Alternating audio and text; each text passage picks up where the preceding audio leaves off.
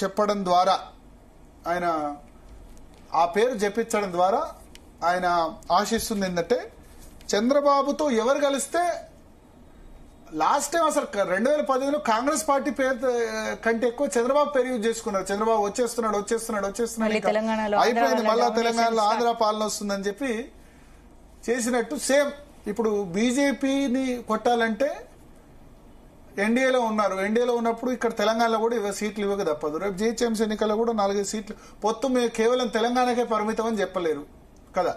ఇప్పుడు BJP leaders కూడా చంద్రబాబుతో బహుశా హైదరాబాద్ లో పొత్తుకు మొగ్గు చూపుతారేమో. ఎందుకంటే హైదరాబాద్ లో కొన్ని సీట్లు గెలవాలంటే కొంత చంద్రబాబు నాయుడు కూడా ఇక్కడ బలం అంత కొంత ఉంది కాబట్టి కూకట్పల్లి, షేర్లింగపల్లి ఇటువంటి సీట్లో గెలవాలంటే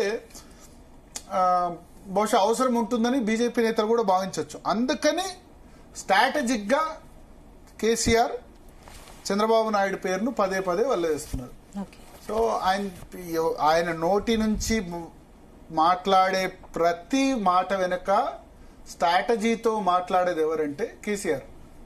చాలా ఇప్పుడు ఆయన చెప్పాలంటే ఇప్పుడు అధికార పక్షంలో ఉన్నాడు. మజ్లిస్ సంబంధించి గ్రేటర్ హైదరాబాద్ ఎన్నికలు ఉన్నాయి.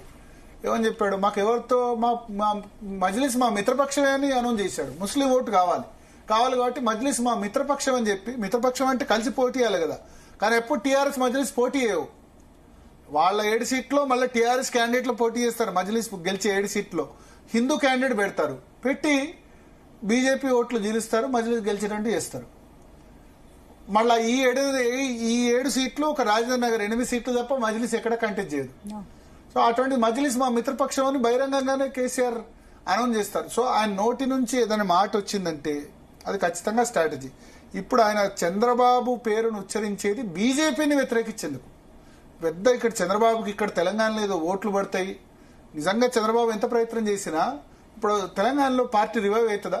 ఏదో 1-2 జిహెచ్ఎంసీలో 3-4-5 కార్పొరేట్ సీట్లకు మించి రాకపోవచ్చు.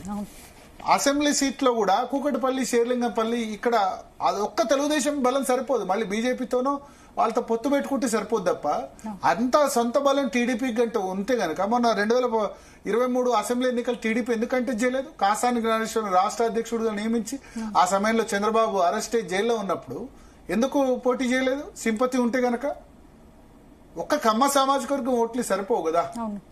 సో టీడీపీ ఇప్పుడు రాష్ట్ర రాజకీయాల్లో అధికారంలోకి రాదు, తెలంగాణలో అధికారంలోకి రాదన్నప్పుడు ఇక్కడ పెద్దగా సీట్లు వచ్చేందుకు అవకాశం ఉంటుంది. కానీ అలయన్స్ బీజేపీతో ఉంటే టీడీపీ కూడా 1-2 సీట్లు రావచ్చు. సో ఇక్కడ చంద్రబాబు నాయుడు పేరు చెప్పి నెక్స్ట్ ఆయన వాటర్ ఇష్యూస్ రేజ్ చేస్తారు. కృష్ణా గోదావరిలో తెలంగాణకు అన్యాయం జరుగుతుంది, ఆల్రెడీ స్టార్ట్ చేశారు. బనకచెర్లో గోదావరి నీళ్లు దవ్వుకోబోతున్నారు.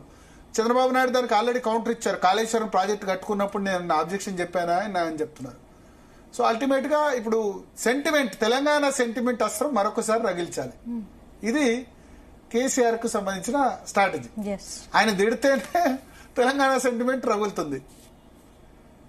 ఆయన్ని డైరెక్ట్ గా బీజేపీని తిట్టకుండా, నరేంద్ర మోడీని తిట్టకుండా ఆయన కలవబోయే కూటమి గురించి, ఈ కూటమి లేకుంటే గెలిచేవాళ్ళ అని చెప్పి ఇప్పుడు ఆ కూటమి గురించి ప్రస్తావన తీసుకొస్తారు. దానిలో పవన్ కళ్యాణ్ కూడా పెద్ద టార్గెట్ చేయరు. పవన్ కళ్యాణ్ కు కేసీఆర్ కు మంచి రిలేషన్స్ ఉన్నాయి, అది వేరే సంగతి. సో కేసీఆర్ చంద్రబాబు పేరు దివ్వడం వెనుక ఇండైరెక్ట్ గా ఆయన బీజేపీని టార్గెట్ చేస్తారు. ఎందుకంటే ఇప్పుడు ప్రధాన పోటీ బీజేపీ ఆ స్పేస్ ని ఆక్యుపై చేస్తుందా? అన్ని రాష్ట్రాల్లో కొట్టేస్తుంది రీజనల్ పార్టీస్ అన్నిటి కూడా. కాంగ్రెస్ పార్టీ ఉంటే ఈజీగా కొట్టేస్తుంది, రీజనల్ పార్టీస్ ఉంటే కొంచెం కష్టం. కాబట్టి బీజేపీని ఎదుర్కోవడానికి కేసీఆర్ వేసిన స్కెచ్ చంద్రబాబు పేరు అని మనం అనుకోవచ్చు. రైట్ భరత్, ఇక నెక్స్ట్ టాపిక్